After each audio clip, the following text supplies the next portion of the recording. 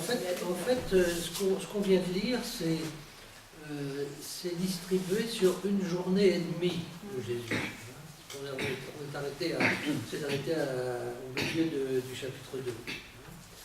Et il y a une espèce de journée complète, si vous avez remarqué. Une journée qui, d'abord, ça commence par quelque chose d'assez général, puisque Jésus vint en Galilée, proclamant l'évangile de Dieu et disant « Le temps est accompli et le royaume de Dieu est tout proche, repentez-vous et croyez à l'évangile ». Il était question de Jean-Baptiste. Quelqu'un a posé une question sur Jean-Baptiste. C'est je crois. Très important de voir que, en fait, le véritable début de l'évangile, parce que la tentation des désert, il n'y avait pas de témoin.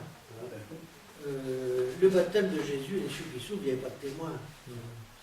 Le premier événement vraiment qui fait, le premier événement historique qui est proposé, c'est l'internement de Jean-Baptiste, l'arrestation de Jean-Baptiste. Et je crois que c'est très important de voir parce que la destinée de Jean-Baptiste est en contrepoint continuel avec celle de Jésus. Je vais anticiper un peu, mais j'ai parlé du drame tout à l'heure. D'une certaine manière, le drame est indiqué dès le premier mot, puisque ce n'est pas le drame de Jésus, mais c'est le drame de Jean-Baptiste. Et le lien entre Jean-Baptiste et Jésus est très, très précis, très, très fort. En même temps, Jean-Baptiste Jésus va se distinguer de Jean-Baptiste. Avant d'aller plus loin, on peut comparer tout simplement les deux petites phrases par lesquelles l'évangéliste nous résume le comportement et la prédication de Jean-Baptiste. La prédication de Jean-Baptiste, c'est il demande aux gens de confesser leurs péchés et il leur dit repentez-vous et confessez vos péchés. Et il dit il faut que vous fassiez une démarche. D'abord, je vous demande de repasser le Jourdain, on en a parlé de ça peut-être l'autre jour, repasser le Jourdain, on le sait par les autres évangélistes, qu'est-ce que dit Jean-Baptiste, comment il répond aux questions. Soyez des gens honnêtes, pratiquez les commandements de Dieu. Je ne vous demande pas de faire des choses extraordinaires, des choses simples, simplement pour être humains les uns avec les autres. Soyez honnêtes. Et pour vous préparer à ce qui vient. Jésus ne dit à la fois la même chose, c'est-à-dire qu'il reprend une partie de la prédication de Jean-Baptiste, repentez-vous, vous voyez au verset 15, mais tout le reste est nouveau. Le temps est accompli et le royaume de Dieu est tout proche, c'est-à-dire que on n'est plus dans une espèce d'attente, il faut vraiment être très attentif à ce qui se passe, et repentez-vous, il ne demande pas de confesser ses péchés. Il dit croyez à l'évangile. C'est-à-dire que c'est une démarche intérieure, essayez de sortir de votre intérieur une volonté de croire qu'il y a quelque chose de beau qui arrive, quelque chose de bon qui arrive. Peut-être que vous avez l'habitude de vivre dans le repli, parce que vous dites, qu'est-ce qui va me tomber sur le coin de la figure? Eh bien, non. Jésus demande, croyez à la bonne nouvelle. Je crois que c'est essentiel de voir. Ouvrez-vous, il va dire ouvrez-vous un jour. Cette espèce d'ouverture intérieure qu'il demande, ça résume tout ce qu'il demande. Il va appeler ça, un peu plus tard, de la foi. C'est ça qu'il appelle la foi. La racine de la foi, c'est cette espèce d'ouverture, de croire que l'autre va être bon, l'autre est bon, et que la vie va apporter quelque chose de bon. Et c'est ça, c'est la racine de la bonne nouvelle. Alors, la bonne nouvelle, c'est plus que ça. Mais ça commence par cette ouverture de la foi. Croyez à la bonne nouvelle. Il y a quelque chose de bon qui va arriver. Et puis, bon, vous avez été surpris par l'appel des 4 premiers disciples. Hein. D'abord les déplacements en Galilée, et puis ils passent sur le bord de la mer. Plusieurs fois, hein, on va voir Jésus sur le bord de la mer, et en différents endroits. Hein.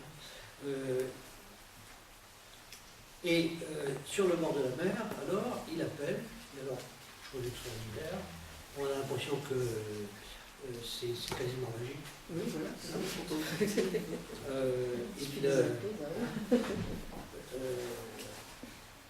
Il laisse leur filet, il part. Bon.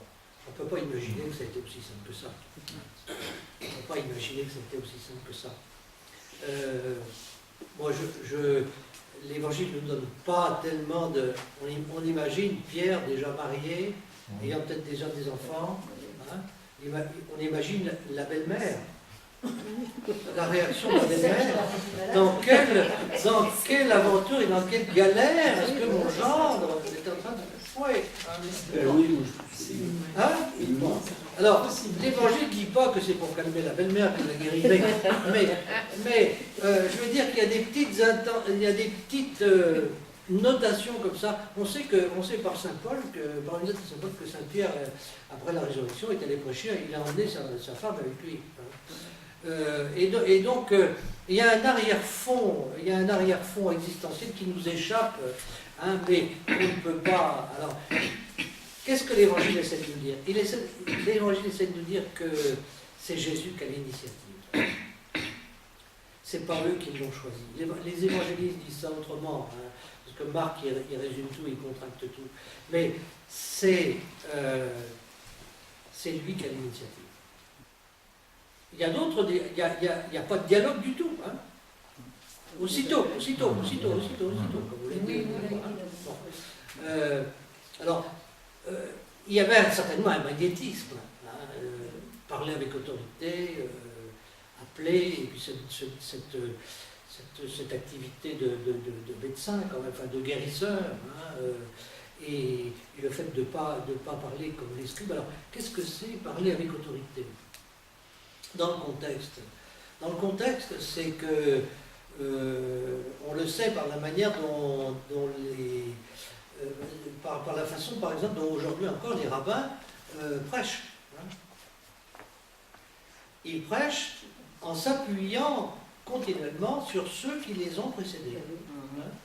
Et ils discutent. Ils disent, par exemple, Rabbi Attel a dit ceci. Hein. Mais Rabbi Attel a dit autre chose. Hein.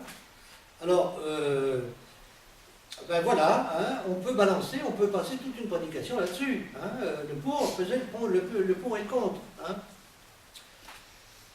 Et c'est intéressant parce que ça fait avancer, ça fait réfléchir. Hein. Mais Jésus ne procède pas du tout comme ça. Hein. Il tire ce qu'il dit de son propre fond. Il dit « je ». Voilà ce que je veux. Il est toujours dans le « je ».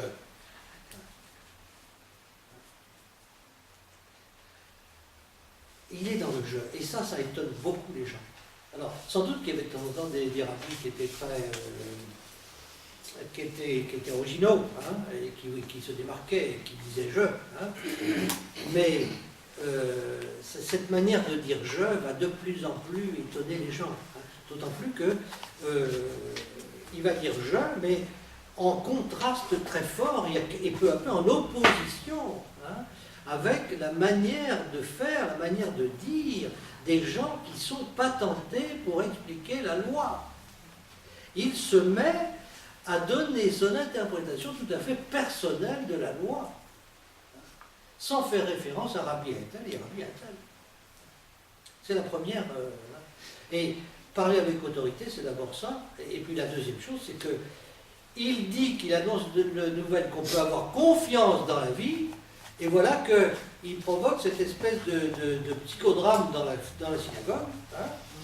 Quelqu'un devant sa personnalité, parce que ce n'est pas lui qui cherche les démons, hein, c'est les démons qui se découvrent. Hein. Une personne dont on n'a pas le diagnostic, on peut penser que c'est une personne qui portait quelque chose de très lourd, hein, et qui était dans un compromis existentiel probablement très dur. Hein. et qui portait une souffrance qu'il n'arrivait pas à dire, puis d'un coup ça éclate. Hein. On voit ça de temps en temps, c'est ce que c'est. Et donc, cette personne est complètement subjuguée, hein, subjuguée, ça veut dire sous le joug, hein, subjuguée par la personnalité de Jésus et sa parole. Hein. Et en même temps, c'est une personne qui réagit de manière tout à fait ambivalente, hein, puisque à la fois il dit son admiration pour cet homme avec sa personnalité, et puis en même temps il dit sa peur, hein, sa peur. Alors, est-ce qu'il faut croire que cet homme était possédé d'un démon au sens où il aurait eu besoin de l'exorciste diocésain? Peut-être pas. Peut-être pas. Hein, parce que je crois qu'au fur et à mesure où l'évangile va se dérouler, on va voir que par sa présence, Jésus dénoue des choses dans le vivre ensemble des gens. Et ces nœuds que nous portons tous, ils sont de différentes natures et ils sont d'importance plus ou moins grande. Ça peut aller jusqu'à la conscience que quelqu'un peut porter à un certain moment qu'il ne dirige plus sa vie, que c'est comme si sa vie était dirigée par quelqu'un d'autre à l'intérieur de lui. Il est dépossédé de lui-même. Moi, je dis dans l'Évangile, on peut dire il y a des possédés, mais on peut les appeler aussi des dépossédés. Et on dirait un mot qui est plus actuel, aliéné, qui veut dire la même chose. Aliéné, ça veut dire que c'est quelqu'un d'autre à ta place qui dirige ta vie. Et donc, je crois que ce qui est intéressant, c'est de voir que c'est pas Jésus qui... Enfin, Jésus ne provoque pas, on verra ça à d'autres moments, hein. C'est la personne elle-même, dans son mal-être, qui n'en peut plus, qui se dit peut-être que là, un espace est ouvert pour que j'exprime hein, ce que je vis de si compliqué. Ça ne devait pas être un homme, ça devait être quelqu'un qui... Il était à la synagogue, il était à l'église, donc il ne devait pas avoir un comportement avec trop de dysfonctionnement, parce qu'autrement il n'aurait pas été là. Hein. Mais manifestement, il éclate. Là, hein. Et voilà que tout d'un coup, c'est comme s'il y avait, par la parole de Jésus, une espèce d'électrochoc. Tu peux vivre. Oui, tu peux vivre. Tu peux te rendre maître de ta propre vie. Tu peux. Si on reprend les mots du baptême, hein, tu es mon fils bien-aimé. Ouais, l'esprit d'abord qui descend comme une colombe. Hein, la colombe, c'est un symbole de douceur et de beauté. Et l'esprit descend comme une colombe. Donc on est dans la douceur. Et alors les anges le servent, et les animaux sauvages se mettent à ses pieds. Ça veut dire quoi? Ça veut dire qu'il a fait la paix complètement en lui-même. Hein, il a paix dans le ciel, hein, puisque les anges... Hein, et puis c'était une grande prophétie d'Isaïe. Hein, Isaïe disait quand le Messie, les temps messianiques sont arrivés, alors le loup pourra coucher avec l'agneau. Oui, hein, vous vous rappelez ça? Oui. C'est ça que ça veut dire. C'est ça qui est pas... Alors, ouais, je crois que j'ai fait l'autre jour ma spirale. Hein, bon. Alors, dans la spirale, il y a tout ça. Hein. Alors, on ne peut pas tout expliquer, mais bon, tout ça est important. Jésus a fait la paix. Mais l'esprit, cet esprit qui paraît toute douceur, hein, tout d'un coup, il se fait vent violent. Et non seulement il le pousse au désert, là c'est une traduction qui est affaiblie, mais carrément il le projette au désert. Il le projette au désert parce que il faut... Ça veut dire quoi? Ça veut dire que effectivement,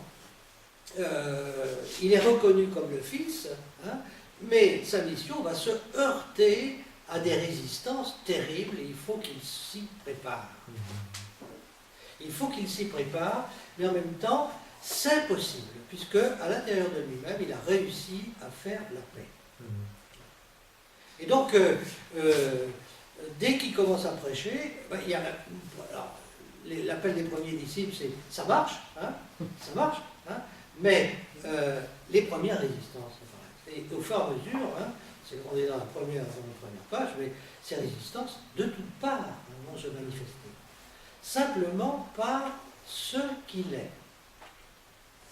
Alors, moi, je n'ai pas d'explication pour dire comment le démon est. D'abord, est-ce que c'est vraiment un démon? Est-ce qu'on est vraiment dans un cas de possession, comme nous en raconte? J'ai entendu Maurice Gravouille nous raconter des choses rares, hein, parce qu'il ne faut pas croire que des choses rares, des cas extrêmement rares, mais où, effectivement, les exorcismes, bon, ça fonctionne.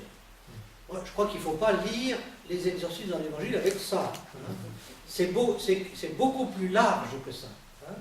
Mais ça peut aller, dans l'Évangile, on voit que les résistances à ce que Jésus propose peuvent aller jusqu'au repli total et jusqu'à la destruction de la conscience, au point que les gens qui écoutent Jésus ne veulent tellement pas entendre qu'ils ne peuvent plus distinguer le bien du mal. Et c'est ça, je crois, qu'il faut entendre. Et, parce que c'est notre liberté, quoi. Hein. C'est la liberté, la responsabilité, et faire très attention quand même à la manière dont on lit notre vie, la vie des autres, etc.